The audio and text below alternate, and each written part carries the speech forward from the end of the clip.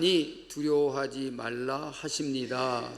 라는 제목으로 말씀의 은혜를 함께 받고자 합니다. 누구이십니까? 예수님이십니다. 예수님이 나니까 두려워하지 말라, 안심하라 라고 이렇게 말씀하십니다. 그 예수님을 만남으로 오늘 또 여러분들의 마음에 평안이 가득하시기를 축복합니다. 오늘 또 거룩한 주일 예배의 자리로 여러분을 부르신 하나님께서 예배에 오신 여러분들에게 은혜와 축복을 주실 줄로 저는 믿습니다. 여러분도 믿으시면 아멘. 제가 할렐루야 하면 여러분은 아멘으로 답해 주세요. 오늘 가장 큰 목소리를 내시는 분은 하나님의 은혜를 2배로 받는 특권을 가질 수 있습니다. 할렐루야!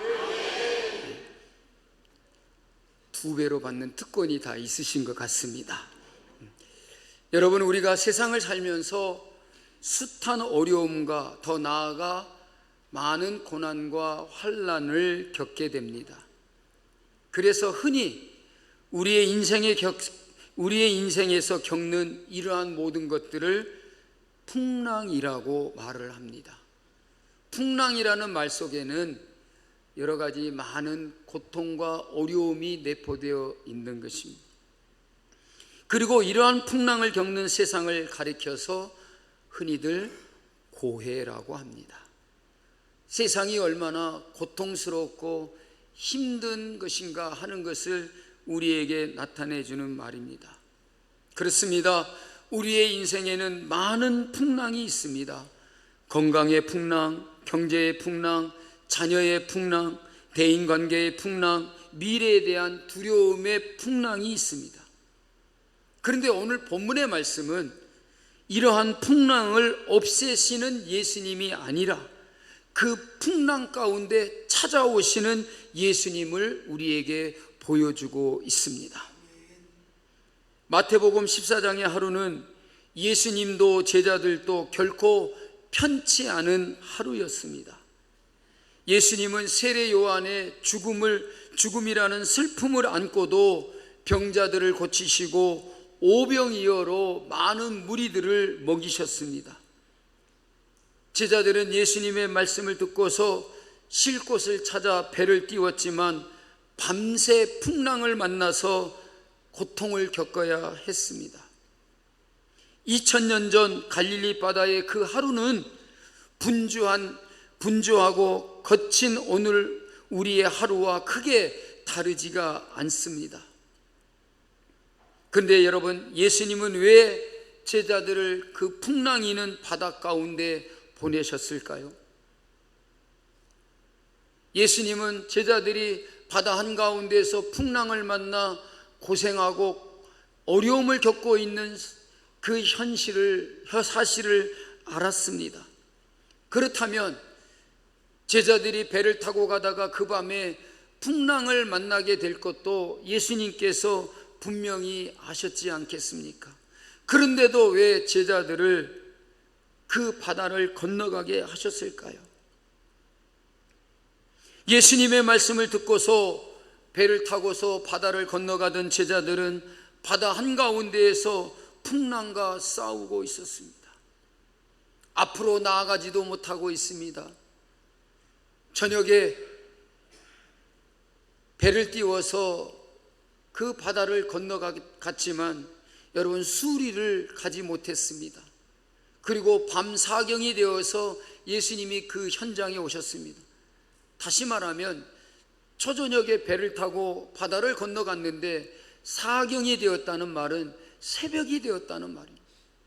그 시간까지도 제자들은 앞으로 나아가지도 못하고 그 바다를 건너가지도 못하고 바다 한가운데에서 풍랑과 사투를 벌이고 있었다는 것입니다.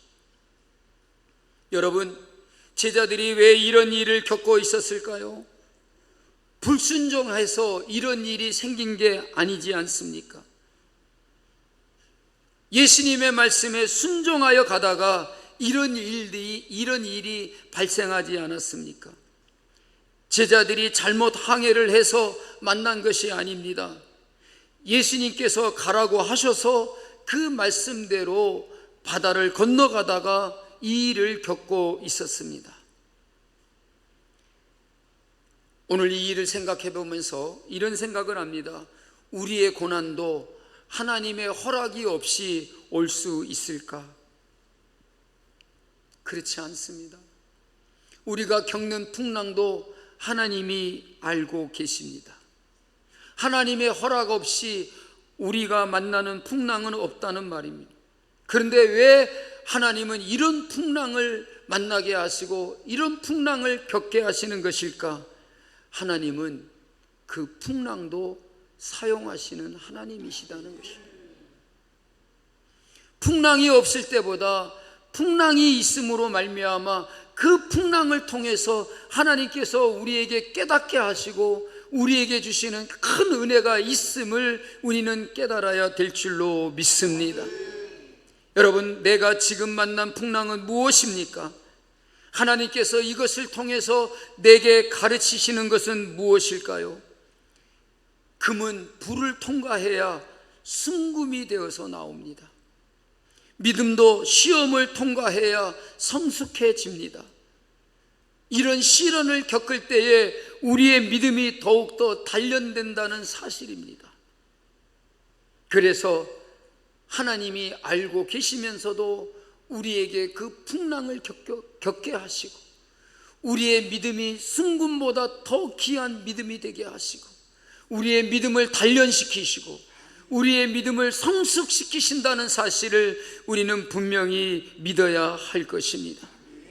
24절에 보면 배는 이미 육지에서 수리나 떠났습니다.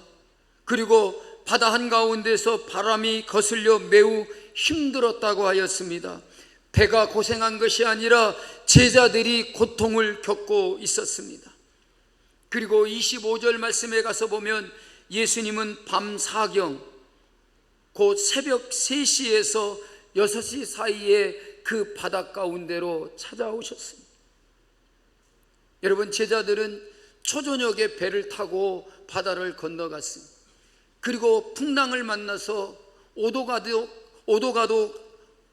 가두지도 못하고 바다 한가운데서 풍랑을 싸우고 있었습니다. 그리고 새벽 3시에서 6시경에 주님이 그 바다 가운데 찾아오셨습니다.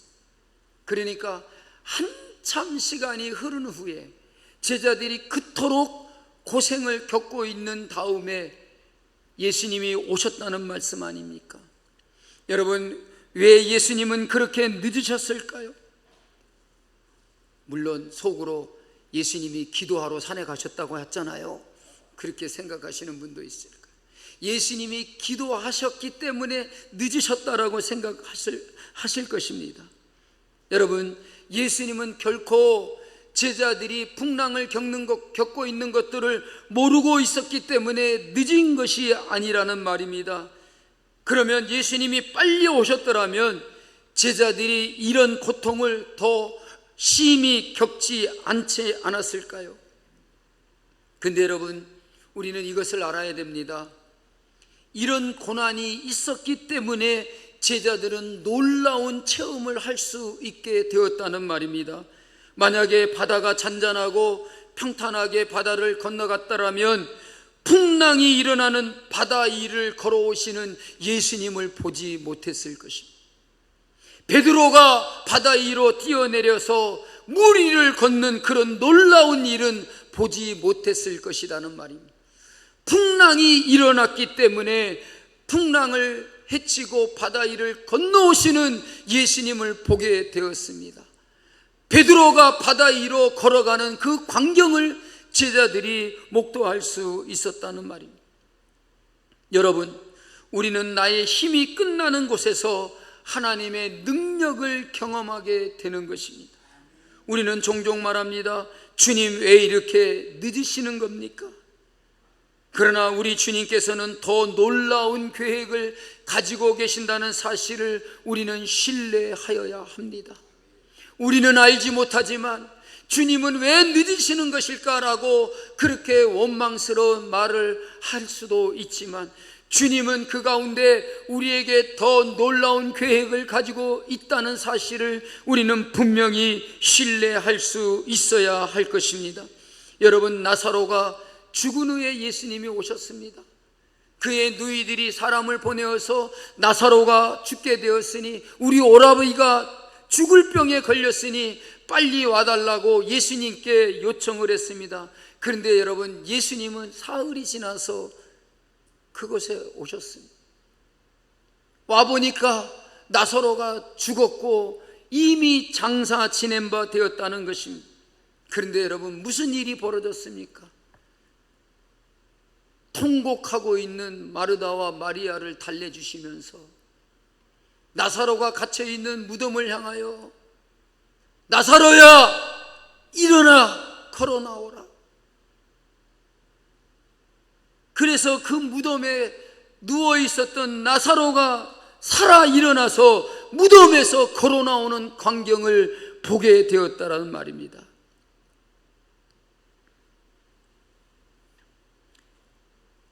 지금 내가 기다리는 응답은 무엇입니까?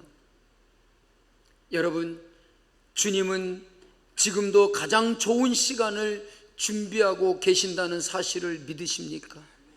내가 응답을 기다리고 있는 그 시간에 하나님은 가장 좋은 계획을 가지시고 가장 적절한 시기에 우리에게 응답하여 주실 것을 믿으시기를 주님의 이름으로 축복합니다. 주님의 시간은 언제나 정확하고 항상 선하신 뜻과 놀라운 계획이 있음을 믿으시는 성도들이 되시기를 주님의 이름으로 축복합니다. 여러분 보십시오. 예수님은 새벽 미명에 물 위를 걸어서 오셨습니다. 타고 오실 배가 없으셔도 바다 위를 걸어서 제자들에게 찾아오셨다는 말입니다. 예수님은 배가 없으셔서 제자들에게 오시지 못하시는 그런 분이 아닙니다. 타고 오실 배가 없어도 물 위를 걸어서 오시는 주님이심을 우리는 분명히 믿어야 할 것입니다. 그렇습니다. 지금도 예수님은 우리를 향하여 찾아오십니다. 여러분들의 고통의 현장에 주님이 찾아오실 줄 믿으시기를 바랍니다. 그런데 바다 위를 걸어서 오시는 예수님을 보고서 제자들은 기겁을 했습니다. 왜입니까? 유령인 줄 알았습니다. 바다 위로 예수님이 걸어오시는데 그분이 예수님이라고 보이지 않았습니다. 유령이다라고 외치고 있습니다. 왜일까요? 두려워하고 무서워했기 때문입니다. 여러분, 우리의 두려움은 현실을 왜곡합니다. 분명히 그분이 예수님 아닙니까? 그런데 왜 유령으로 보이는 겁니까? 왜 제자들의 눈이 시력이 약해서 그랬습니까? 뻔히 예수님이 걸어오시는데 그들의 눈에는 유령처럼 보였다는 말입니다. 그들의 두려움은 현실을 왜곡했던 것입니다. 예수님이 찾아오고 계시는데 유령으로 보였다는 말입니다. 여러분, 믿음이 약하면 축복도 문제처럼 보입니다. 은혜도 두려움처럼 보입니다. 두려움의 눈은 예수님도 알아보지 못하게 만든다는 말입니다. 여러분, 시편 기자는 고난당하는 것이 내게 유익이라 이렇게 말했어요. 그 고난이 나를 더욱더 유익되게 하는 것이다라고 볼 수 있었습니다. 그런데 여러분, 오늘 우리는 믿음이 약해짐으로 하나님이 나에게 주신 그런 축복을 왜곡하고 있습니다. 저주라고 생각합니다. 재앙이라고 생각합니다.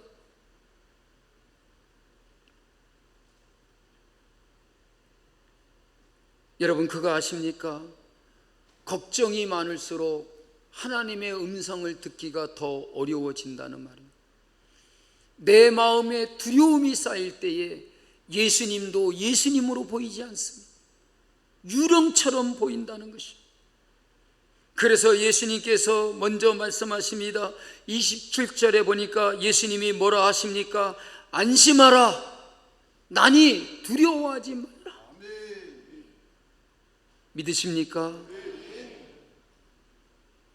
두려움에 떨면서 예수님을 보고도 유령이라고 소스라 기겁을 하면서 놀라면서 소리치는 제자들을 향하여 안심하라 그랬습니다. 두려워하기 때문에 주님을 주님으로 보지 못하고 유령으로 보고 있는 제자들을 향하여 안심하라라고 말하고 있습니다. 여러분, 걱정하고 계십니까? 두려움에 휩싸여 있습니까? 주님이 우리에게 뭐라고 말합니까? 안심하라, 안심하라. 내가 유령이 아니다, 나니 두려워하지 말라라고 이렇게 말씀하고 있습니다.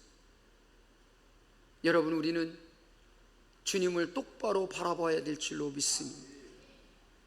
주님을 바라볼 때에 두려움이 물러갈 줄로 믿습니다. 주님의 말씀을 들을 때에 여러분의 마음에 걱정이 떠나갈 줄로 믿습니다. 주님이 뭐라고 우리에게 말씀하고 계십니까? 안심하라 라고 말씀하십니다. 옆 사람 한번 쳐다보시고 걱정하고 있는 사람처럼 보시면서 내가 예수님으로 생각하고 한번 말씀해 주십시오. 안심하라.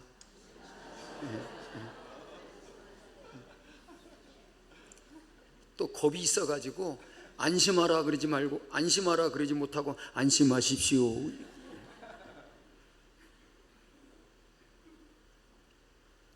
여러분, 안심하십시오. 우리의 두려움이 현실을 왜곡하고 축복을 문제로 보고 은혜를 두려움처럼 생각을 한다는 말입니다.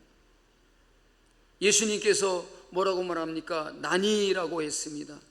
이 말은 언어로 보면 에고 에이미라는 단어입니다. 출애굽기 3장 14절에 보니까 하나님께서 모세에게 말하기를, 하나님을 뭐라고 말하냐면 나는 스스로 있는 자라 그랬어요. 스스로 있는 자. 이 말이 바로 에고 에이미라는 말입니다. 그 표현이 바로 여기서도 사용됐다는 말입니다. 물 위로 걸으시는 예수님은 바로 하나님이시라는 말입니다. 여러분, 우리에게 찾아오시는 예수님을 바라보시고 그 예수님이 나의 주이심을 믿으시기 바랍니다. 그분이 하나님이십니다. 유령이 아닙니다. 여러분, 나의 하나님이 되신, 우리의 주가 되신 예수님을 바라볼 수 있는 여러분들이 되시기를 주님의 이름으로 축복합니다. 예수님께서 제자들에게 하신 말씀은 문제가 해결되었느니라가 아니었습니다. 내가 여기 있다라고 하셨습니다. 여러분, 이게 중요합니다. 문제가 해결되는 것보다 더 중요한 것은 주님이 여기 있다라고 하는 것입니다. 주님이 우리가 있는 이곳에 계신다는 말입니다. 주님이 나와 함께 계시다는 말입니다. 여러분, 주님의 임재가 문제의 해결보다 더 큰 축복임을 믿으시기를 바랍니다. 난이 두려워 말라고 하시는 주님의 음성을 듣고 베드로가 뭐라고 말합니까? 물 위로 나로 하여금 오라고 명령하십시오라고 말했습니다. 난이 두려워 말라라고 하는 말을 듣고서 베드로는 배 밖으로 나가서 나를 물 위로 걸어오라고 말씀해 달라고 말했습니다. 난이 두려워 말라라고 하는 그 말씀을 듣는 순간에 여러분, 베드로의 마음에는 담대함이 생겼습니다. 예수님이 오라고 하시면 자기 자신이 물 위로 걷겠다라고 이렇게 말하고 있습니다. 28절 말씀을 보십시오. 주여, 만일 주님이시거든 나를 명하사 물 위로 오라 하소서라고 했습니다. 여러분, 이것은 무모함이 아닙니다. 예수님을 보았기 때문입니다. 유령인 줄 알았는데 물 위로 걸어오시는 이가 예수님인 것을 보았기 때문인 것입니다. 그래서 예수님이 말씀하시면 내가 물 위로 걷겠다라고 말하고 있습니다. 조금 전까지도 유령인 줄 알고 두려워했던 베드로의 마음속에는 주님이 말씀하시면 내가 물 위로 걸을 수 있다라고 하는 신뢰를 얻게 되었다는 말입니다. 확신을 갖게 되었다는 말입니다. 여러분, 주님을 똑바로 보십시오. 내가 주님을 바로 바라보게 될 때에 우리에게 이러한 믿음이 생긴다는 말입니다. 주님이 말씀하시면, 주님이 오라 하시면 내가 물 위로 걷겠습니다라고 하는 이런 담대함이 생긴다는 말입니다. 그렇기 때문에 29절에서 예수님이 뭐라고 말합니까? 오라 라고 말씀. 오라고 하시니 베드로가 배에서 내려 물 위로 걸어서 예수님께로 갔다고 했어요. 여러분, 이 얼마나 놀라운 일입니까? 베드로는 주님을 바라봤습니다. 베드로는 주님의 말씀을 붙잡고 걸었습니다. 여러분, 믿음은 환경을 믿는 것이 아니라 주님을 믿는 것입니다. 말씀을 믿는 것입니다. 믿음이 있노라고 하면서 왜 내 앞에 있는 문제만 크게 바라보고 있습니까? 그 문제를 붙들고 계시고 그 문제를 해결해 주실 주님이 계심을 믿으시기를 바랍니다. 믿음은 환경을 보는 것이 아니라 내 앞에 계신 주님을 바라보는 것입니다. 우리도 말씀 때문에 움직여야 합니다. 말씀 때문에 용서하고, 말씀 때문에 헌신하고, 말씀 때문에 순종하고, 말씀 때문에 엎드려 기도해야 할 줄로 믿습니다. 말씀 때문에 하나님의 응답을 기다릴 수 있어야 하는 것입니다. 그런데 여러분, 문제가 생겨버렸습니다. 물 위로 걸어가던 베드로가 갑자기 물에 빠져버렸습니다. 여러분, 왜 베드로가 물에 빠졌을까요? 예수님이 사라져버린 걸까요? 예수님이 보이지 않았을까요? 그렇지 않습니다. 30절 말씀에 보니까 바람을 보고 무서워라고 했습니다. 베드로가 왜 물에 빠졌는가 하면 바람을 보았기 때문이다. 바람을 보고 무서워하였기 때문이라는 것입니다. 바람을 보는 순간 무서워졌고 그는 물에 빠질 수밖에 없었다라는 말입니다. 여러분, 오늘 이 말씀에서 아주 흥미로운 것은 바람은 처음부터 불고 있었습니다. 제자들이 배를 타고 바다를 건너갈 때에도 바람은 불고 있었습니다. 풍랑이 일고 있을 때도 바람이 불었습니다. 바람 때문에 풍랑이 일어난 것 아닙니까? 예수님이 바다 위를 걸어오실 때도 바람은 불고 있었습니다. 베드로가 배 위에서 바다 위로 뛰어내려서 갈 때에도 바람은 불고 있었습니다. 그러나 베드로는 걸어갈 수 있었습니다. 왜? 주님만을 바라보고 있었기 때문에. 그런데 여러분, 베드로가 왜 물에 빠진 것입니까? 그의 시선의 문제였다는 말입니다. 예수님을 바라보고 있던 그 눈이 바람을 보았다는 것입니다. 바람을 보는 순간에 마음에 두려움이 생겼습니다. 무서워졌습니다. 그러자 그가 물에 빠져버렸다는 것입니다. 예수님을 바라볼 때는 베드로의 믿음이 강했습니다. 그런데 바람을 바라보는 순간 믿음이 약해져 버렸다는 것입니다.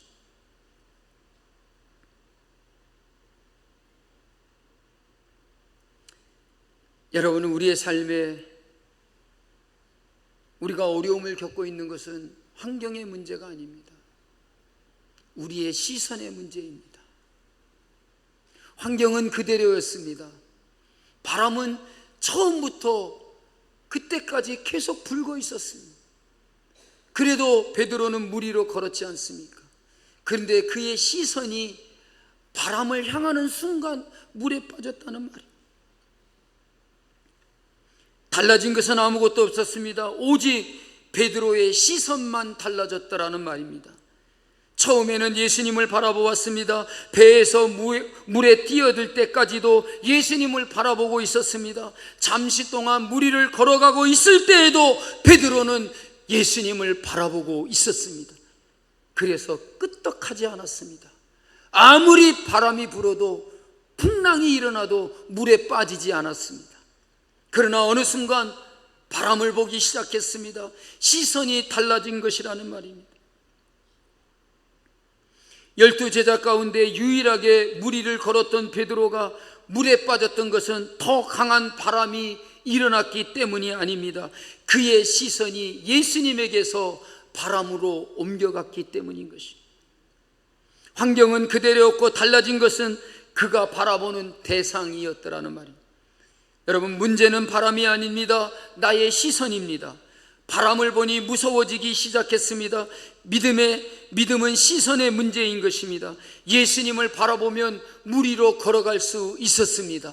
그러나 그 시선을 돌려 바람을 바라보니까 물에 빠지게 되었다는 말입니다. 여러분, 우리도 마찬가지입니다. 환경을 보면 물속에 빠질 수밖에 없습니다. 그 어려움이 나를 집어삼키려고 한다는 말입니다. 예배할 때는 믿음이 생깁니다. 그러나 세상을 바라보면 염려가 더 커집니다. 신앙의 실패는 대개 한순간에 오지 않습니다. 예수님을 향하던 시선이 조금씩 세상의 압력과 눈앞의 염려로 옮겨지는 데서부터 시작되는 것입니다. 여러분은 여러분의 시선을 주님에게서 떼지 마십시오.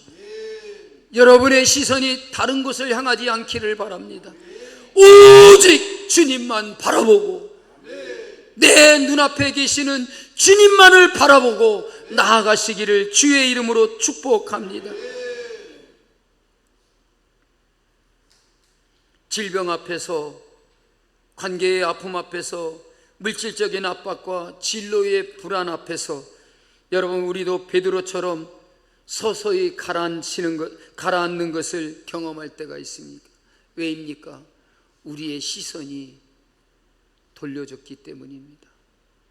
예수님을 바라보던 시선이 세상을 바라보고 있습니다. 물질을 바라보고 있습니다. 환경을 바라보고 있습니다. 인간관계의 아픔을 바라보고 있습니다.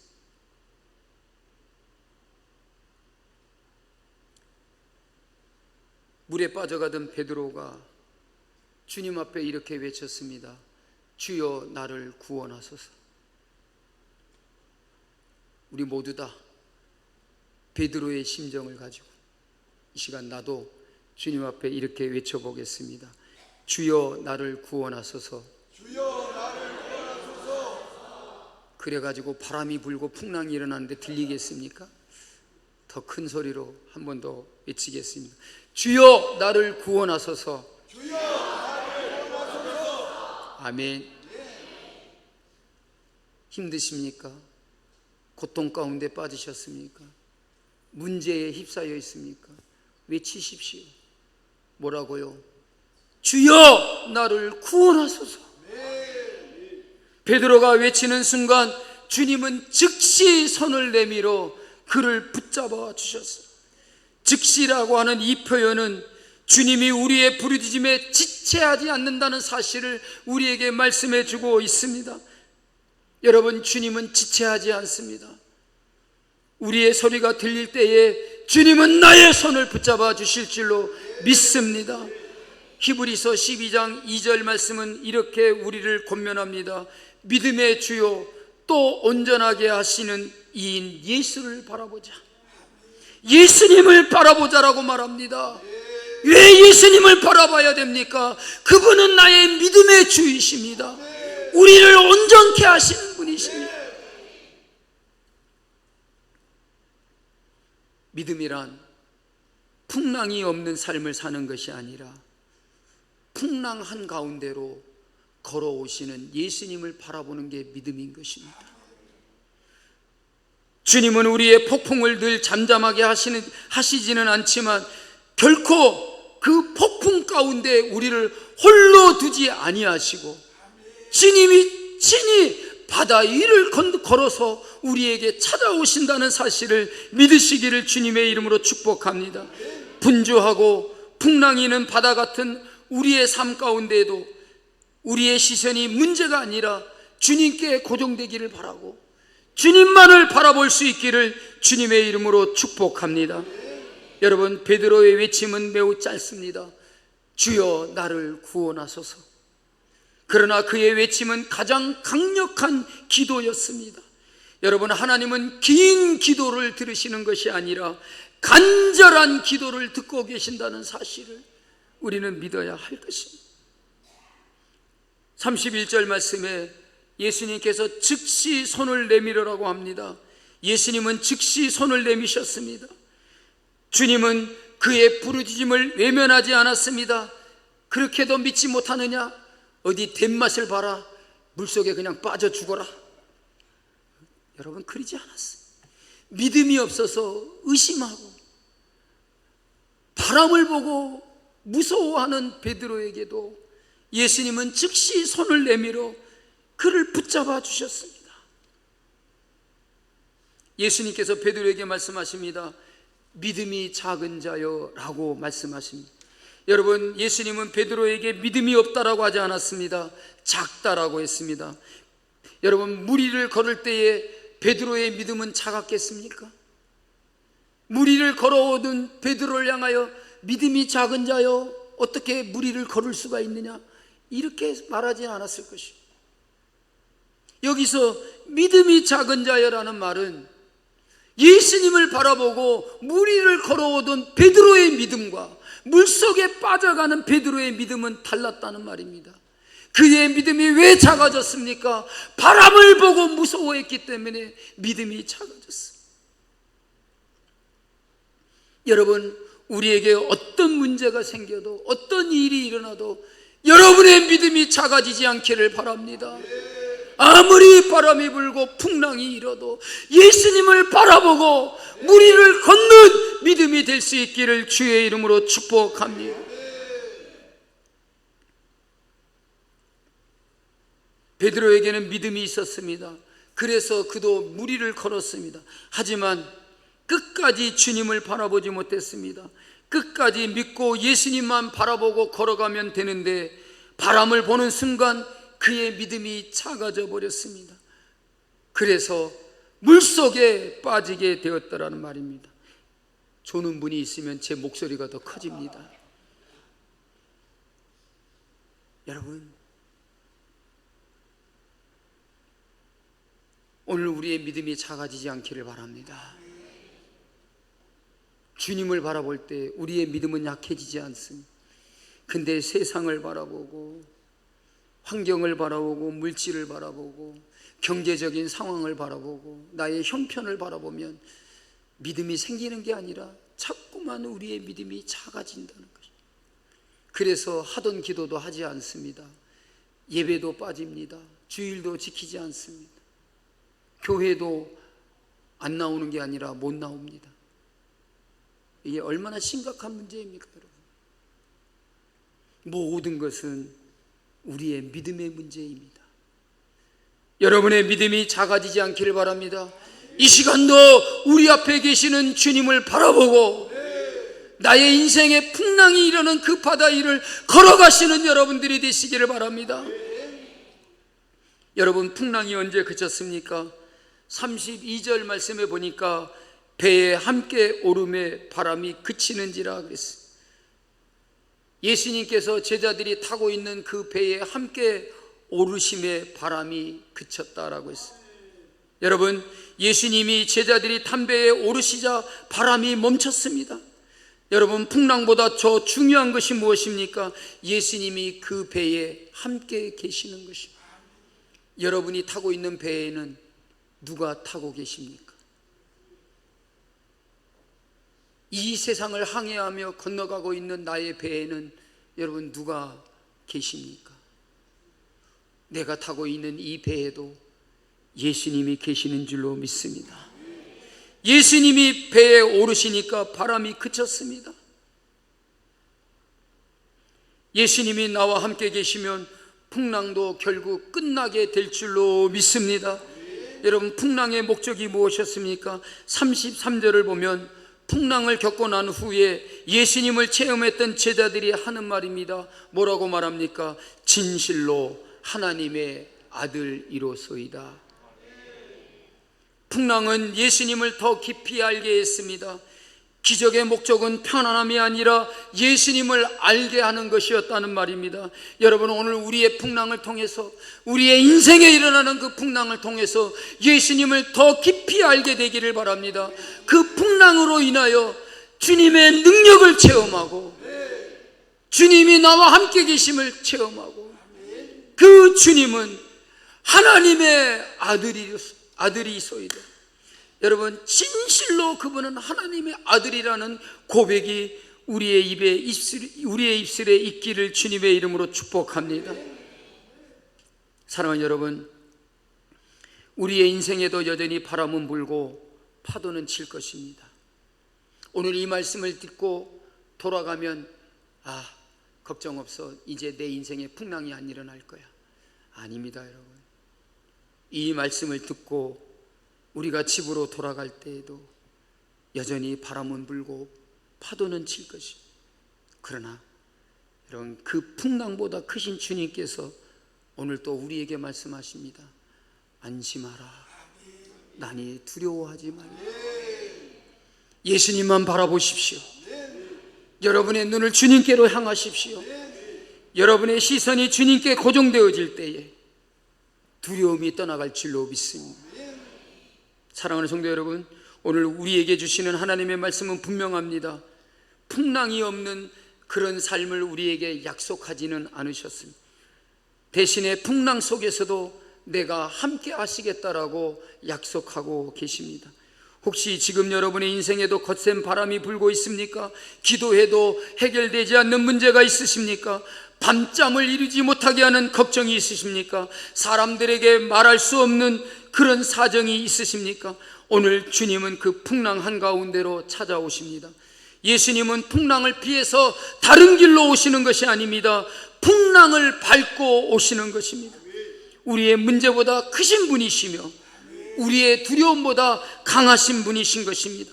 오늘 우리는 한 가지를 결단해야 합니다. 나는 무엇을 바라보며 살 것인가? 여러분은 어떻게 결단하시겠습니까? 한번 따라하겠습니다. 나는 오직 주님만 바라보겠습니다. 아멘. 여러분, 바람을 바라볼 것입니까? 아니면 예수님을 바라볼 것입니까? 그 주님이 어떤 분이십니까? 바람을 잔잔케 하시고 풍랑을 그치게 하시는 분이십니다. 환경은 언제나 변합니다. 사람도 변합니다. 건강도, 물질도, 나의 형편도 변합니다. 세상도 변합니다. 그러나 우리 주 예수님은 어제나 오늘이나 영원토록 변함이 없으시고 동일하신 분이십니다. 그러므로 우리의 시선은 환경이 아니라 주님께 머물러야 합니다. 여러분의 시선을 다른 데로 돌리지 마십시오. 그리고 이 시간 다시 한번 믿음으로 고백하십시오. 주님, 저는 상황이 아니라 주님을 바라보겠습니다. 주님, 제 눈을 문제에서 주님께로 돌리겠습니다. 주님, 풍랑보다 크신 주님을 나는 믿습니다 라고 이렇게 고백할 수 있는 여러분들이 되시기를 주의 이름으로 축복합니다. 이 예배당을 나가는 순간에도, 가정으로 돌아가는 순간에도, 직장과 사업장으로 돌아가는 순간에도, 병실에서, 삶의 현장에서, 눈물을 흘리는 자리에서도 주님만 바라보며 살아가시는 성도 여러분들이 되시기를 주의 이름으로 축복합니다. 다 같이 자리에서 일어나시겠습니다.